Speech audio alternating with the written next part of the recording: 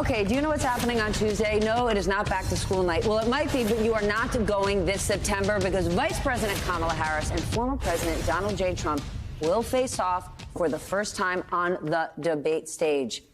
The last presidential debate we had, Pablo, was the most consequential in presidential history. It knocked a candidate out. Yes, yes. How important is Tuesday night? It feels like the Super Bowl. Whatever your sporting event of choice is, the thing you've been preparing for this entire time. It's that. And the good news is that Donald Trump has revealed, I believe, to show a complete lack of impulse control. And so if you know that about your opponent, right, in the scouting process, Steph, if you're rehearsing this and prepping, I just wonder how you possibly prepare for the degree of chaos that is Donald Trump just talking and freewheeling. Hold on a minute. You can totally prepare for Donald Trump because he has had the same playbook since you met him 40 years ago. That's America knows everything there is to know about Donald Trump.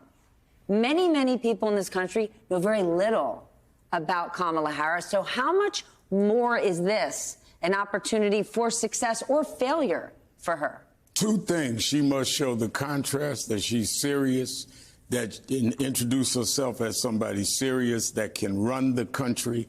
Her presence, her persona needs to show leadership, and she needs to be prepared to throw him off his game because he's coming as a performative person because he has no content. She should knock him off his game. I was in the presidential primary debates when I ran in 2004. If you get the right, if you stick him right, he's the kind of guy that can't handle somebody sticking him. He'll lose everything else.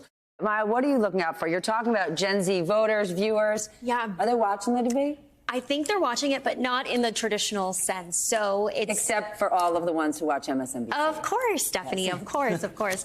A lot of people are streaming it, watching it on TikTok. You can scroll through. When you get enough of it, you can pass on to your favorite TikToker. There's also this phenomenon called co-watching that's happening on Twitch. I'm not sure if you all are familiar with that platform. There's some big political... Trav, you're nodding, but there's no way you know what it is. Oh, I know. Rev is streaming Fortnite all the time. I have daughters. They co-watch. All right. They better be co-watching my show, but that's all right. On Twitch, some big political speakers on there for Gen Z right now. Hassan Abi, he's got one of the largest channels. Right. The Stay Tuned team, we spent 2 days with him out in LA. We'll have that story in a few weeks. But we are looking for, that viral moment, but also for the tangible policy, right? What is my life going to be like when this person is in office? I think people are watching, already having their minds made up, especially young voters. I don't think they're looking to be convinced to move to one side or the other.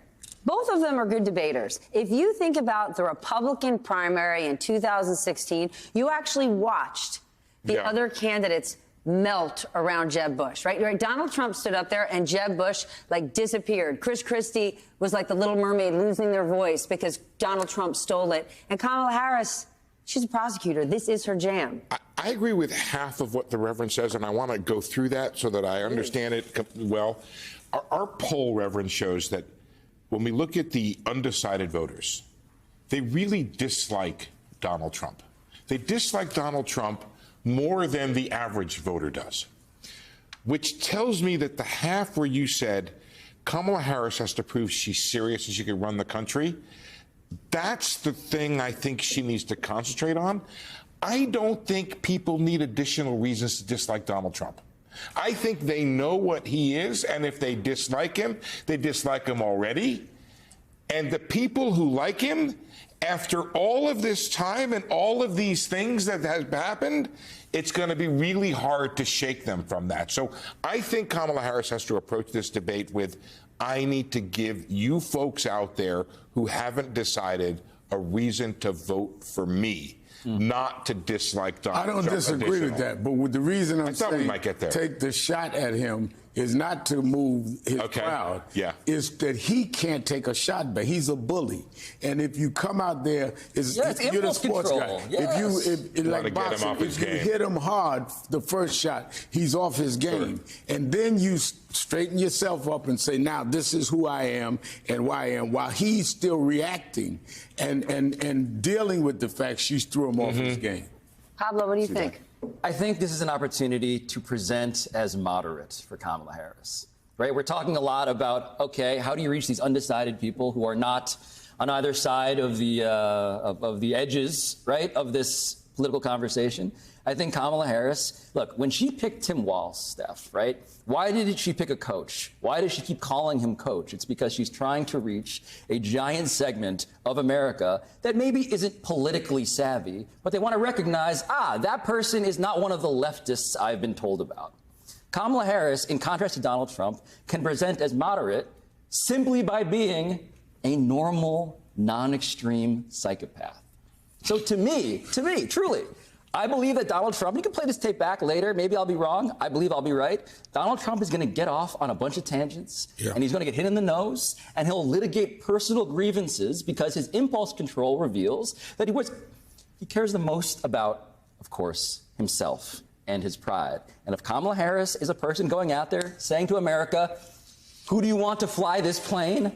Do you want this guy who has no ability to discipline himself, or a reasonably sane, normal person who is not saying things that feel like wokeism or whatever it is that people are afraid of when it comes to buzzwords, but are just being down the middle, normal politician person? I agree with that, but I still think it has to be a positive message about growth, a positive message about improving the nation. When Donald Trump gets up there and he says this nation is a disaster, I don't understand why the Democrats don't make more of that, because that is just not the case, and I don't think it's the case for a lot of people. I do think people have struggled with inflation. I think they've struggled with what's happened with higher prices, but employment is doing well. Wage growth has been relatively positive. That is a vision of the country. It's an explanation of the country that doesn't comport with most people's view of the world. But if she can give a positive vision, I think that would be something that might be. One of the issues on inflation, though, Steve, even though wage growth is outpacing inflation and has for quite some time, even if I have more money in my pocket, when I walk into the deli and the sandwich costs $15, I still walk out mad. And so the data is on the side of positivity, but the vibe is the problem, and that's difficult. There's nothing anybody can do about that, no matter what Donald Trump says or Kamala Harris say. And for me, it's the 2 beers and a burger is $30 now. Yeah. Used to feel like it was $25 or $22, depending upon how much you take. And you end up talking about that Yeah. for the first 15 minutes you're sitting there. Donald Trump talks about lowering inflation. I don't see any way he's actually lowering the price level. It's not what economists or anybody's trying to do right now. There's no You've got to president get with the used to the ability price to do levels. that. You just promise whatever because you're not held to account. Let me give America a very short economics lesson here, folks. We'd love that. If you lower the price level, the amount people pay, you also lower income levels. The reason why we avoid as a nation the concept of deflation is because everything deflates on both sides of the ledger.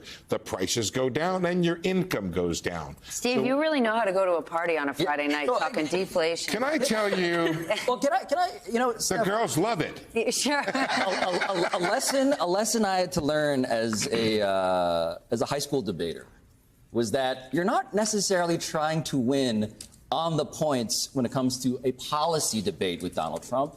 I don't think that's going to be Kamala Harris's concern. She's going to have to win the heart and the mind of the judge, of the people watching at home who probably can't keep up with Steve. I'll be frank, Steve, you did a great job explaining economics, as good as anybody possibly could in this setting. But it's going to glaze over for so many people, and I worry about trying to come off, and I'm guilty of this as the nihilism guy, trying to come off sounding smart as opposed to relatable. Stephanie, can they cut out that deflation stuff? Can they? They can't cut it out. They can't cut it out. We don't even allow Pablo. We don't allow Pablo. Don't go away, folks. I'm sorry. Steve, one thing. No more economic. One advantage that she has that she needs to use is that he was the president. What happened in your 4 years? All that you're talking about, you did not do. And you led us into a prolonged pandemic that did not have to be that way because you wouldn't listen to the health experts. You told us to take bleach, which crashed the economy. And the advantage she's got, she's not running against a guy that is an insurgent. You were the president. Half of the time that Biden and I were in, if I'm Kamala Harris, we had to clean up the mess you gave us. Could the record show? Could the record show the Reverend when he was saying "you" didn't mean me? Yes, they didn't. She is not running against perfection. She is running against Donald Trump. And next time Pablo tries to pretend he didn't understand inflation, I'll remind you, he went to Harvard.